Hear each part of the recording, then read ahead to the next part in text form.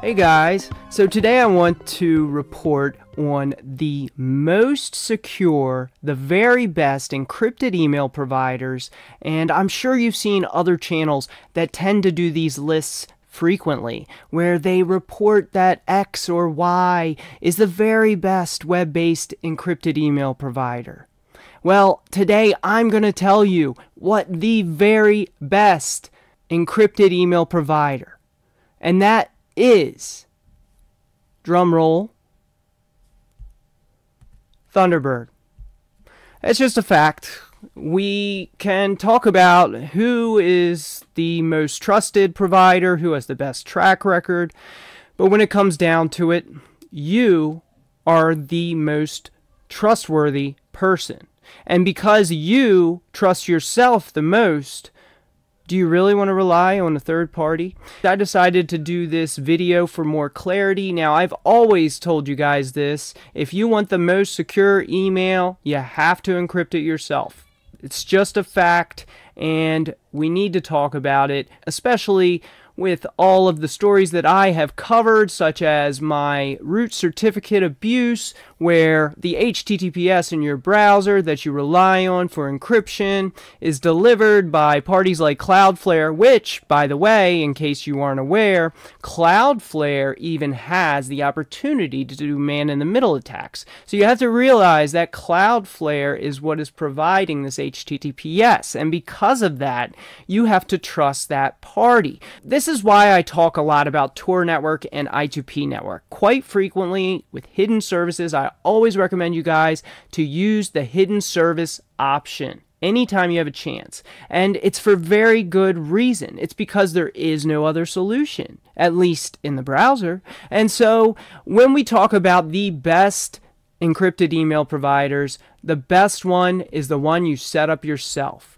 No, not one offered by anyone else, but one you actually set up in a Thunderbird or K9 Mail or Claws Mail client with PGP. So to do that, we have to go to your account, then just go to end-to-end encryption, and when you do that, you can very easily create your own encryption keys, and then you can share that public key with others. And check out my tutorials to learn exactly how to do that, along with different demonstrations and breakdowns on why. Because when it comes down to it, when you rely on a web browser to deliver encrypted content, you are in fact relying on the server to be honest. Yes, you have to rely on that server to be honest. So when people talk about the best encrypted email providers, the truth is they're leaving out the very best option of all, which is setting up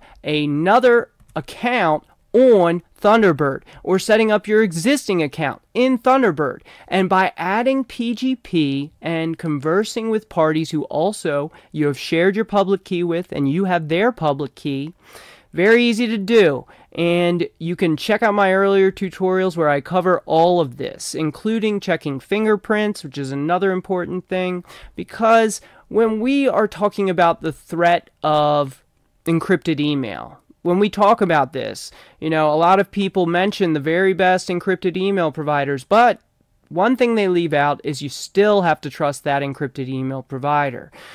You see, when you are delivered your email in the browser, you are getting delivered what the server is sending you. So, for example, this is private bin. I personally know this server is safe, but that's only because I administrate it. Now, I've set it up properly to handle encryption and encrypt messages for people around the world. Now, you can also set things like burn after reading. So you go to this page and you can encrypt your notes to others. You can even have it self-destruct after the first read. What that does is that ensures that no third party has read it before the recipient. So if it's burn after reading, that means it self-destructs after the first read. So if it's gone, that means someone already read it. But another point in this, with web-based encryption providers, whether it's a cloud, an email provider, a pastebin, doesn't really matter what it is. If you're relying on simple browser encryption, and that is the sole reliance is the web browser, well, you have to have an honest server. See, if someone wanted to make a malicious paste bin, they could easily do that. They could make a mirror page of this, and then they could have it actually not encrypting that data. They could have it actually storing that data in plain text for their later reading. So you have to trust the host. So anytime you use an encrypted provider from your browser, just realize you have to trust that company, you have to trust that server to be completely honest and forthright with you. Because if they are a malicious party, they could very well be collecting the data. That goes for all web-based email providers.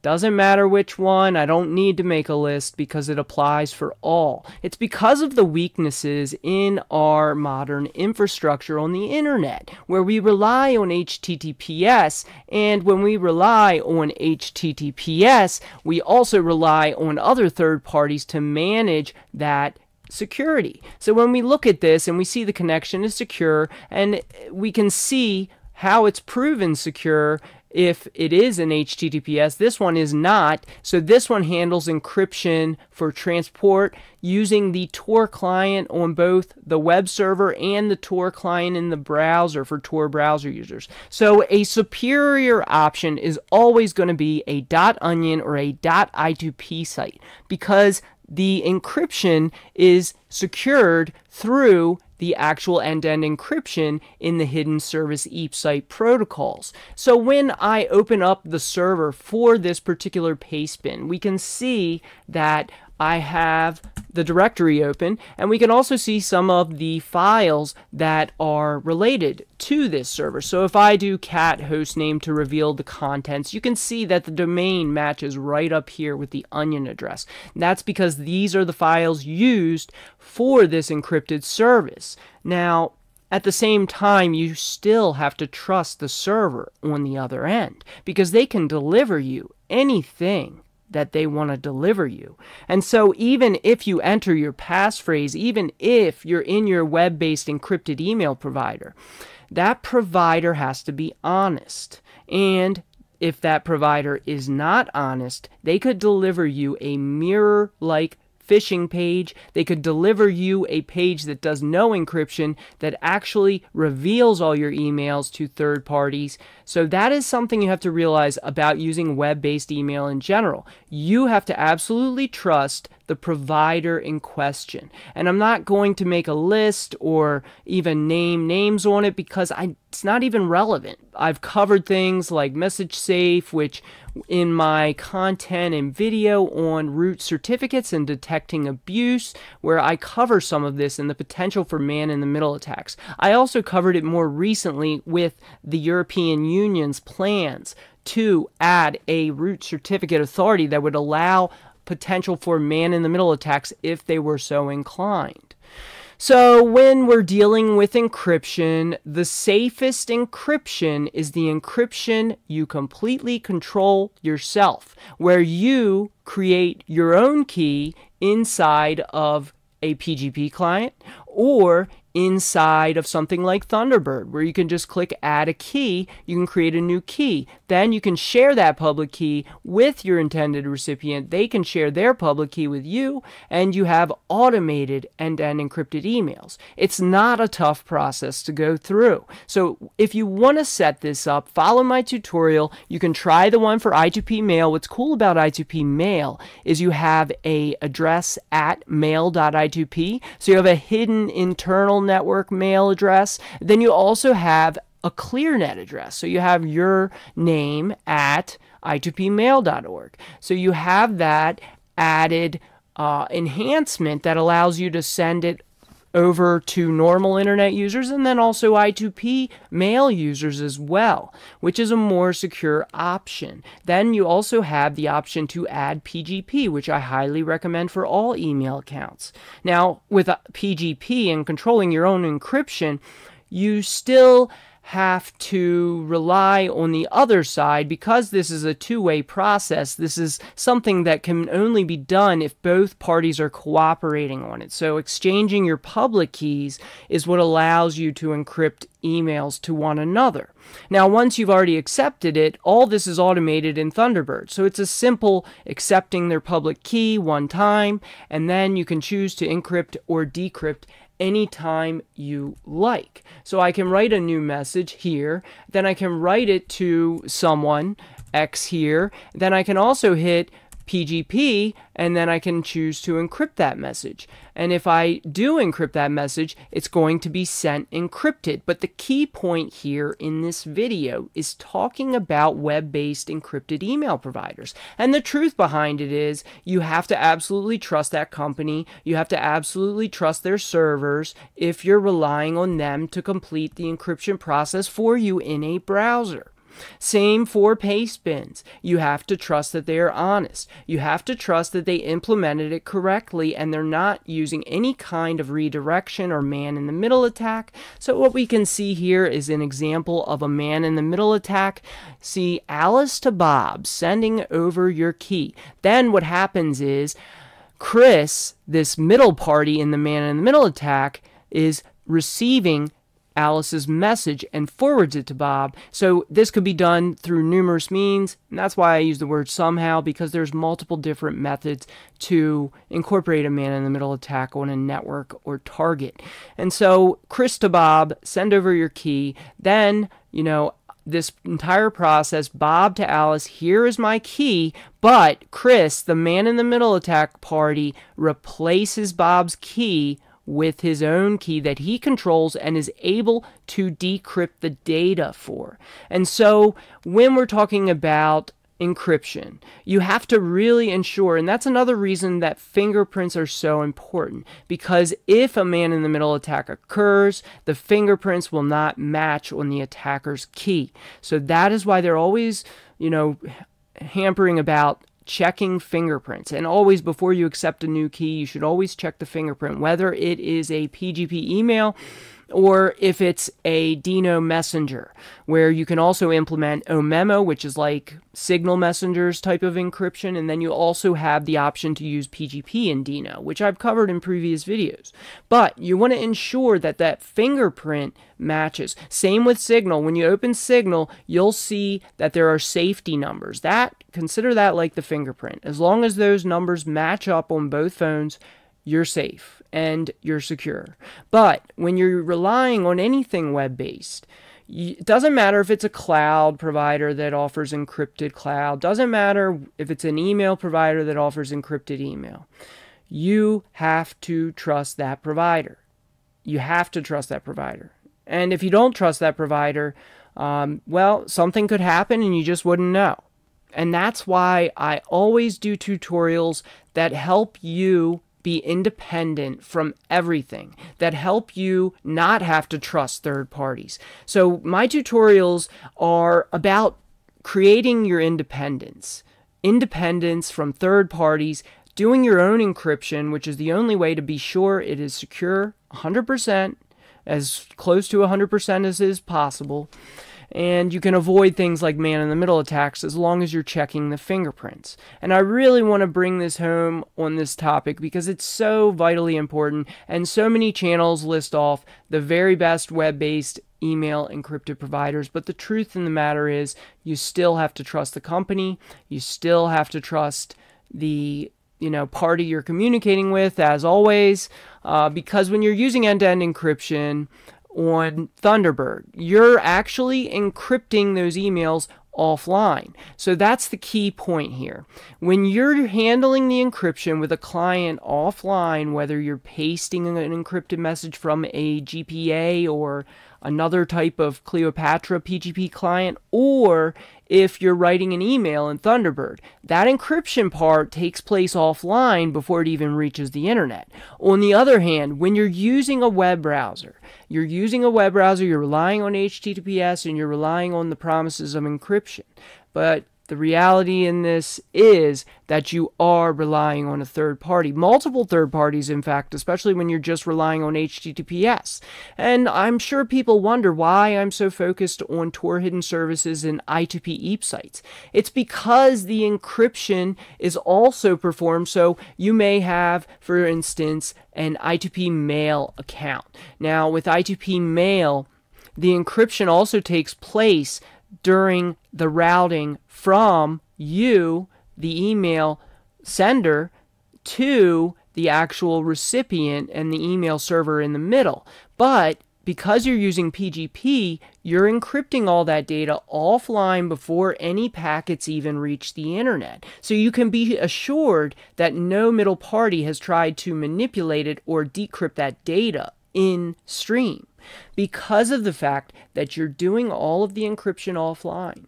And that is the key to end-to-end encryption safely, is that you're not relying on an online service to do the end-to-end encryption. You're actually relying on a local client like Thunderbird, like Dino, or other messengers that allow you to create your own PGP keys. Of course, there are other messengers. There's some things out there like Session, which also handles the encryption for you, but because the client itself is open source and is stored on your local disk and not on a server across the world, well, you can still verify that that encryption is secure, because all of the management of the keys is all stored on your local disk. So you know that the encryption is safe on something like Session. And that goes as well for Signal. You're not actually encrypting the data in a online instance. You're actually encrypting the data before it even reaches the internet.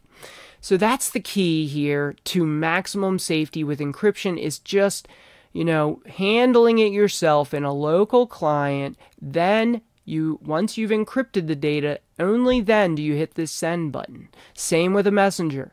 After it's encrypted, whether you enable one of the keys or options such as PGP or OMemo, that encryption takes place before it reaches the internet. Now, with a browser, you could have all kinds of different types of attacks, whether you're relying on just HTTPS or if you're relying on the promise of web-based encrypted email. Well, you are relying on the promise, and so of course you must trust that company to properly handle the encryption on both sides.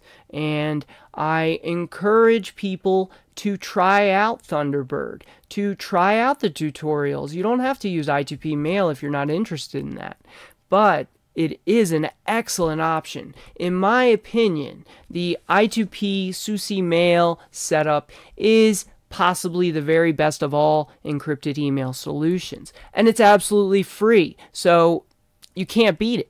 And you have a free open source client like Thunderbird. I highly encourage people to support the projects that are underlying. Thunderbird can always use support. So if you use Thunderbird, they do accept donations. So did want to give a shout out to Thunderbird, and also those working, on I2P, another awesome project and great community. There's also things like Prestium. It's another project that I brought up and shown on video and previous content, but they're working really hard to make actual secure encryption that you don't have to trust what's in your browser, because your browser could be delivered anything. Even on something like Private Bin, technically you have to trust the person who implemented Private Bin. This Private Bin is 100% safe. I can only say this because I personally set it up. And if I hadn't personally set it up, well then of course I wouldn't know what's on it, but I know exactly what's on it because this server is a dedicated server. It's not a cloud rental either, which you also have to trust. So if you think that setting up a VPN on a cloud provider is going to be better than using Tor or I2P, well, you're sorely wrong, because the only party that you can trust 100% is yourself. And if you're doing the encryption offline before any of the packets reach the internet, Well, that's the best way to be. That's the top tier of safety, is going to be handling that encryption yourself. And so we have all different types of man-in-the-middle attacks that can occur. You know, all different types, ARP spoofing, DNS, all different types of things can happen where keys can be changed out. And that's another important reason. Always check the fingerprints, always check the safety numbers, and you will be safe as long as you're sure the fingerprint is the right fingerprint. Now, sometimes people will use different services to upload their keys and fingerprints online, so you can verify that way. Or if it's a large organization, you can generally do a couple searches and verify the fingerprint through third parties that way.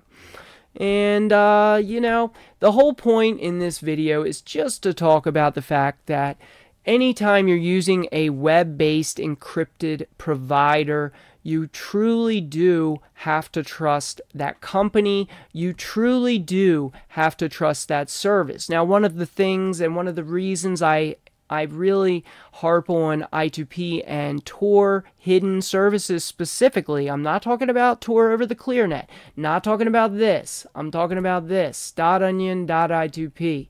Because when you have that, that's yet another form of encryption that's being used here. That's for the transport.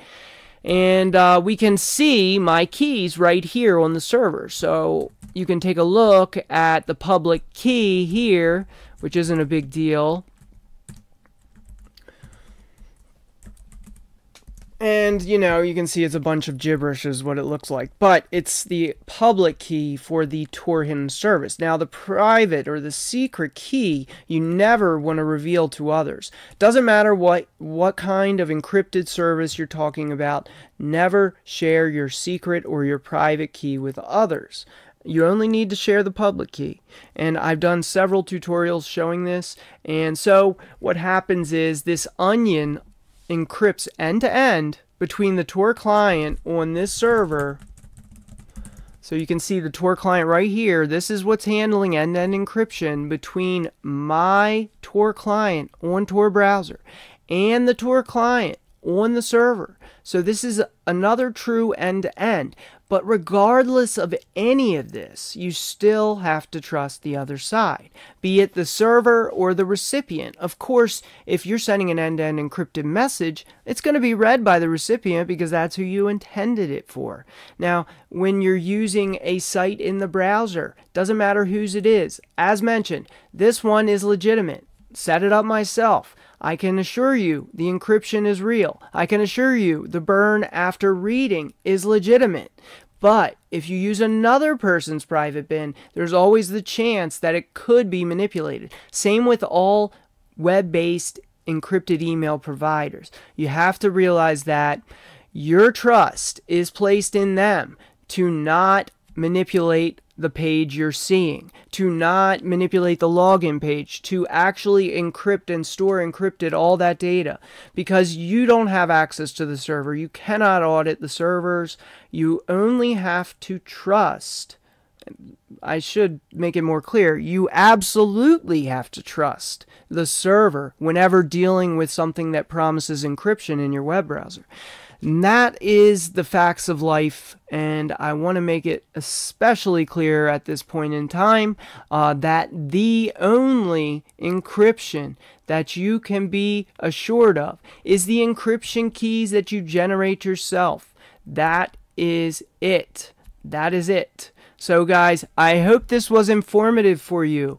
Wanted to just make a dedicated video on the subject because user safety is my #1 priority, and I'm just going to tell it how it is, you know, regardless of, you know, others who may say that you need to use this provider or that provider. The truth in the matter is you need to become your own encryption provider if you want to be 100% sure that everything is 100%. That's what I have today, guys. Make sure to follow the blog over at bmc.link/politictech. You can learn more about these topics and tutorials on how to set them up all on your own. And if you have a question or comment, make sure to leave one below. Comments help the channel And I really want to thank those who joined the membership and also others who've helped support this other ways, just sharing links to these videos. It's a great way to support, and it also helps the channel move up in the search rankings, because when others post links to videos, it makes those videos look like a more reliable, authoritative source. So you can do a big help to the channel by liking this, commenting, sharing this video with everyone, and I will be back with more on how to protect your security and privacy.